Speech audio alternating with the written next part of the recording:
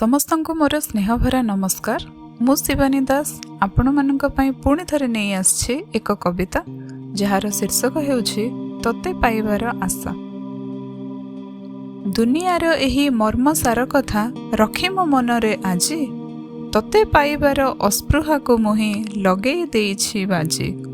ଯେବେ ମୁଁ ଯାଉଛି ପାଦଟେ ଆଗେଇ ତତେ ଦେଖିବାର ଆସେ, ମନ ହୁଙ୍କା ମାରେ କାଳେ କେବେ ଆସି ବସିଯିବୁ ମୋର ପାଶେ।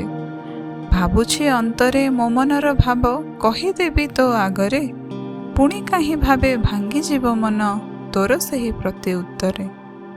ଜାଣିଛି ତତେ ମୁଁ ପ୍ରତିଦିନ ଦେଖେ, ତଥାପି ଲାଗୁ ତୁ ନୂଆ, ଯେତେ ଚାହିଁଲେ ବି ପାରୁନି ଲୁଚେଇ ମୋ ପ୍ରେମର ଏହି ଧୂଆଁ।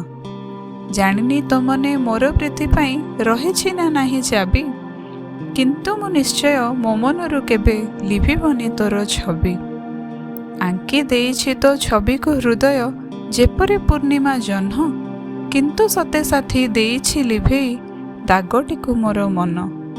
ସହିପାରେ ନା କି ରହିବି ପାରେ ନା ଦୁଃଖେ ଦେଖି ତତେ ଆଜି, ତଥାପି ତୋଠେ ହସ ଦେଖିବାର କାରଣ ଥାଏ ମୁଁ ଖୋଜି।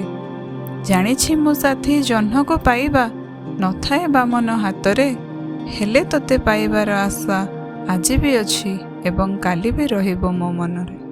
ଧନ୍ୟବାଦ।